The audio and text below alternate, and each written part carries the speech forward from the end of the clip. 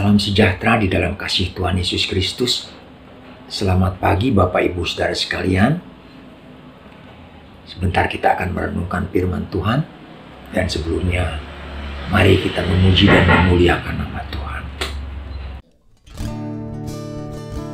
Haleluya. Mari kita sembah Dia. Mari kita puji Dia. Yesus, rindu selalu bersamamu, tinggal di dalam kediaman-Mu, oh Tuhan, sebab ku sukai hadirat-Mu, tak ingin ku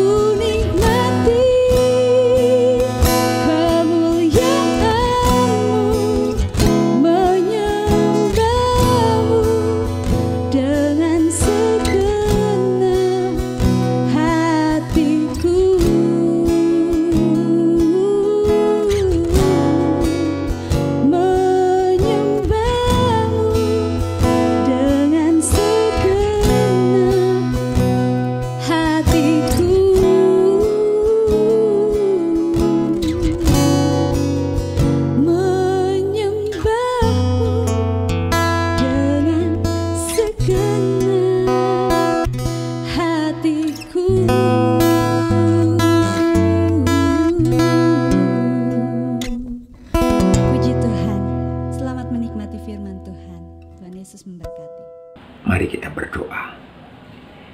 Bapa di surga, Bapa kami yang baik, terima kasih buat rahmat-Mu yang baru yang kami terima pada pagi hari ini. Ya Tuhan, sebentar kami akan merenungkan firman-Mu. Biarlah Roh Kudus-Mu menolong kami untuk kami bisa memahami akan firman-Mu sebagai landasan dan gerak hidup kami pada hari ini.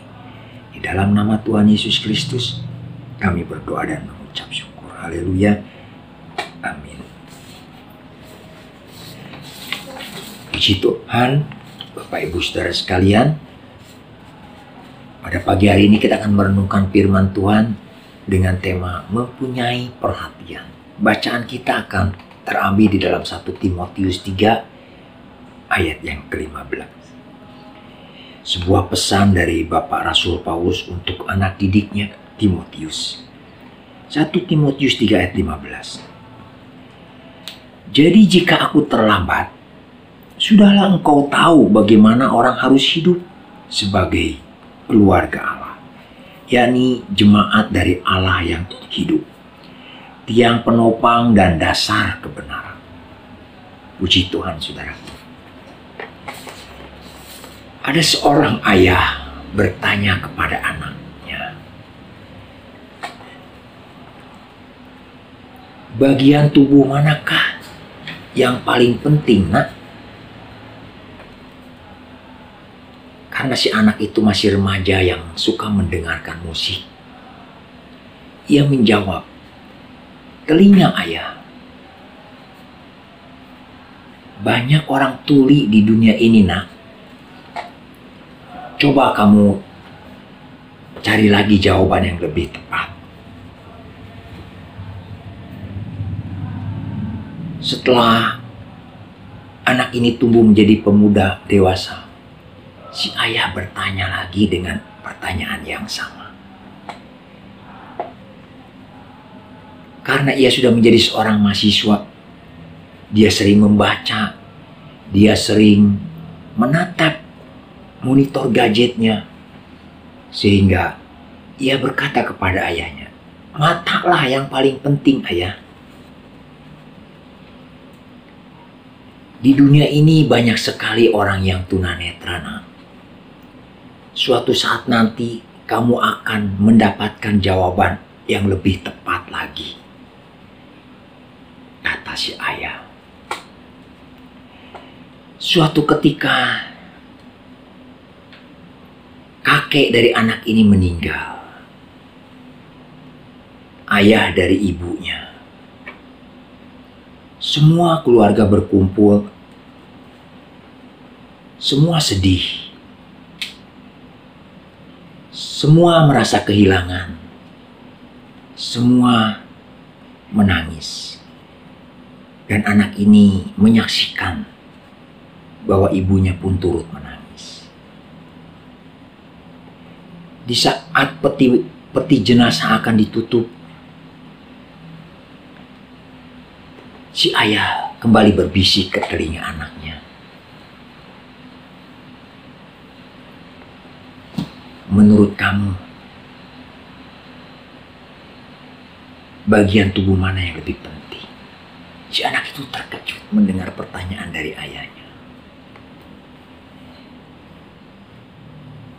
Dan kemudian ayahnya melanjutkan berbisik di telinga anaknya. Sekarang saatnya aku akan memberitahukan kepada kamu jawaban. Bagian tubuh kita yang paling penting itu adalah bahu kita. Si anak bertanya, apakah karena ia menopang leher dan kepalaku? Ayahnya menggeleng dan melanjutkan perkataan kepada si anak itu. Akan datang waktunya, masa yang susah, akan datang kesedihan, akan datang kehilangan, dan akan ada orang yang menangis. Di saat itulah mereka membutuhkan orang-orang tercinta dan sahabat-sahabat dekatnya untuk menyediakan bahunya sebagai sandaran dan menopang dalam kesedihan mereka. Si anak ini terharu. Kemudian dia mendapatkan sebuah cara pandang yang baru. Selama ini ia memandang bahwa tubuhnya yang paling penting itu berguna untuk dirinya sendiri. Tetapi dari perkataan ayahnya, ia mendapatkan cara pandang yang baru. Ternyata segala yang penting di dalam tubuhnya, di dalam hidupnya, itu adalah untuk kegunaan bagi orang lain. Saudara, ilustrasi ini menggambarkan bagaimana kita sebagai manusia, seberapapun kuatnya kita tidak akan sanggup mengatasi berbagai masalah hidup dengan sendirian saja. Tekanan hidup dan beban hidup memang bukan untuk ditanggung sendirian. Untuk dapat naik dan untuk kita dapat berhasil, kita butuh dukungan dan bantuan dari orang lain. Ya, pada hakikatnya Tuhan menciptakan kita sebagai makhluk sosial yang saling membutuhkan, yang saling terhubung dan saling terkait antar sesama kita. Kejadian 2 ayat 18. Di sana dikatakan, tidak baik kalau manusia itu seorang diri saja. Tuhan akan menjadikan penolong baginya yang sepadan. Pengkhotbah 4 ayat 9-10 berkata, berdua lebih baik daripada seorang diri. Kalau mereka jatuh, yang seorang mengangkat temannya, menguatkan temannya, menopang temannya, menolong temannya. Inilah yang diharapkan pesan dari Rasul Paulus kepada anak didiknya Timotius. Untuk dia dapat hadir di tengah-tengah kebutuhan keluarga Allah. Untuk dia dapat menjawab setiap kebutuhan dan menopang keluarga Allah dan jemaat Allah.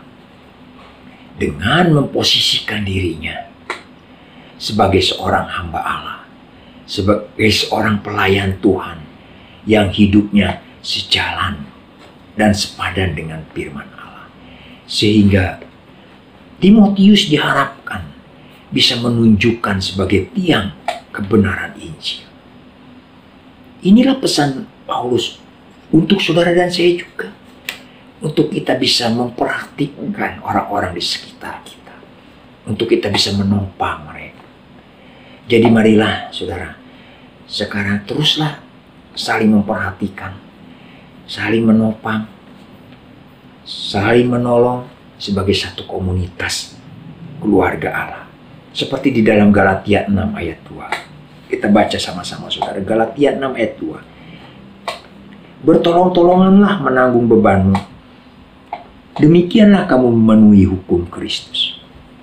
Saudara, dalam sebuah komunitas sebagai keluarga Allah, kita semua sebagai anggotanya harus membangun, harus saling membangun komunikasi, membangun persekutuan untuk menciptakan rasa saling memperhatikan, rasa saling menguatkan, menasehati, saling menolong, saling mendoakan, dan antar semua anggota komunitas keluarga Allah itu pun harus turut berkontribusi dengan talenta dan karunia yang Tuhan berikan kepada kita.